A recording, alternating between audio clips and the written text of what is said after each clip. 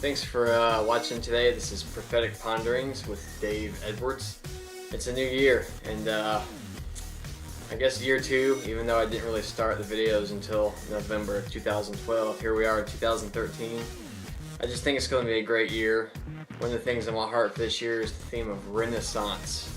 And just a rebirth, people to become more creative, more expressive.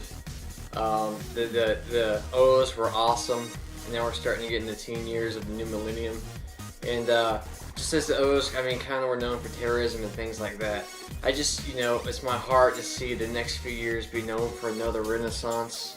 Even as you came out of the Middle Ages into the Renaissance, the rebirth, the Reformation, all those good things. And I'm not comparing what we went through in the last 10 years to that by any means. Honestly, me personally, I was tremendously blessed. I had just favor. I grew so much. I did so many amazing things. So just to say there's positive, there's hope, there's a future. You can fulfill your dreams, you can have fun, you can just be free in God. And you don't have to try to get Him to like you. He already likes you. And from that, you'll find yourself living a lifestyle that He likes, doing things that He likes. Yeah, His heart is with you. His heart is for you. I want to share a theme today. I've come to call it something about the ancient call of the earth, and it kind of has to do with when God has a calling for someone in a generation, and there's a mantle that's available. We hear about mantles often. I wrote about it in my book, The Call for Revivalist, how Elisha received the mantle from Elijah. Check out my new mantle. I just got this jacket. I'm really honored and blessed because I saw it when I first hit the store a few months ago, and it was $100, and I picked it up yesterday for $7.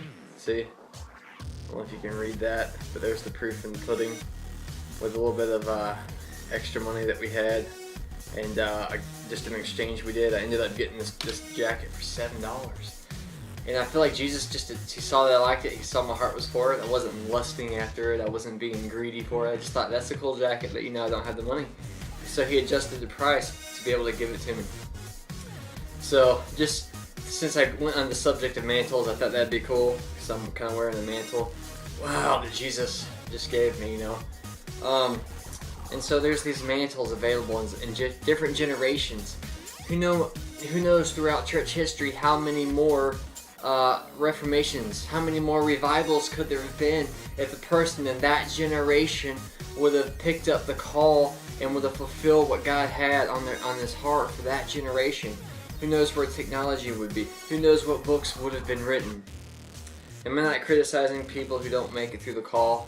I'm just saying, I think these calls are still out there. I think that they're still available. If you look at God's unfolding plan, He spoke and the universe was created. Well, there's a wisdom that goes along with that. There's a framework. And I mentioned before, part of the gift of the word of wisdom is to be able to tap into that framework, His plan, His pattern of how it's all supposed to be, how everything's supposed to work, all the endless possibilities, all the endless what ifs, and how everything will spin and become what it's supposed to be.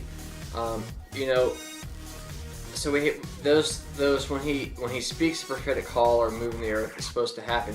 Those things still have resonance.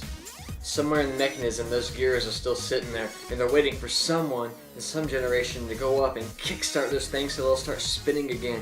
And you got this whole separate apparatus that's going to do things that impact the earth, all of creation, the universe, space, time, all those things. You're going to see all of that start to just fire on a whole new level. I hope you're tracking with me. I'll explain more of this as I go. My goal one day is to write a book on it. There's kind of a style out there lately, and the style is called steampunk. I don't know if you've seen this style. It's kind of like the merging of the industrial era and the technological era. They'll take all these old things, like all these gears and clockworks, and they'll kind of tie them to a computer. Some of the stuff doesn't even really work. But it's an interesting concept. You're taking two different technological advances from two different generations and creating something new. Those calls would have been impactful in their generation. So if we pick up that call from that generation and want to see it applied to ours, it's going to look differently than it would have been. it's going to look more powerful, more impactful. A lot of people in the church want to get back to the first century church.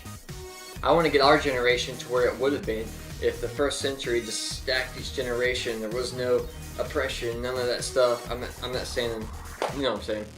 If we had just sought and gone after God 100% purely in fullness from generation to generation, where will we be in our own day? That's the fullness I want to get to. That's the mark I want to leave on my generation.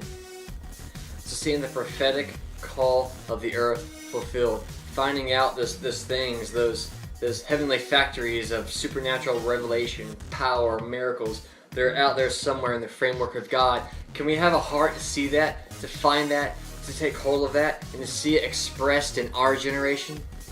The whole Bible is a book of supernatural creativity and power and invention, innovation, dreams coming true. And some of the prophets, some of the apostles in their generations, they look wacky. They look crazy. Especially some of the Old Testament prophets, they were thought of as heretics until hundreds of years later, when there would be a revival and the people's hearts turned back to God, then they were able to look back at the history of that person and like, oh, that person was right, because God was now moving in their midst. Then it became part of the national treasury or the historical record. And then when they would fall away, the prophet in that new generation would be deemed a heretic, but then when the next generation turned back to God, a prophet that they unfortunately many times martyred, all of a sudden they were realizing they weren't heretics at all.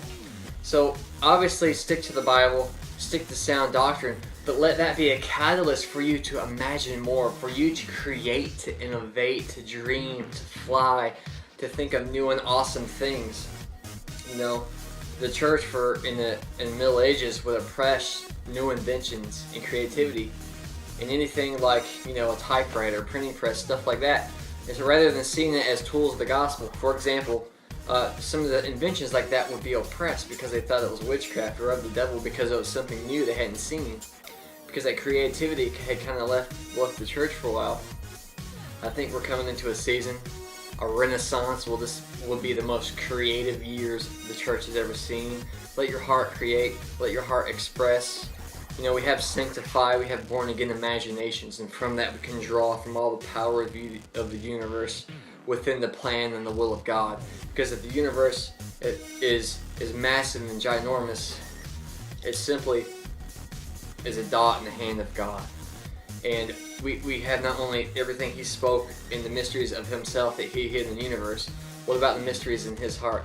1 Corinthians 2 says that we can, the Holy Spirit searches all things, even the depths of God. And a few verses later it says that we have the mind of Christ. So we have access to all of that awesome creative knowledge. You know, going forward here, let's just this year become creative. Look for those ancient calls, you know. Look for God's heart in a place. Get those prophetic eyesight, those goggles on to see things in the prophetic way, and to draw God's purposes for our generation, the generations past. And you know, when we have an understanding of what He wanted to do in a past generation and how it's fulfilled in ours, that makes us prophetic and it sets up the future. God bless you guys. Thanks for watching. If you haven't read my book yet, go check it out. It's The Call for Revivalist, Raising Up a Supernatural Generation by David Edwards. That's me. It's available on Amazon, Barnes & Noble, Christian Book, basically booksellers worldwide. Thanks for watching. I've gotten some great feedback. Just want to say thank you for that, and just help spread the love as we just see our generation become supernatural, creative, and amazing. God bless you guys. Thanks.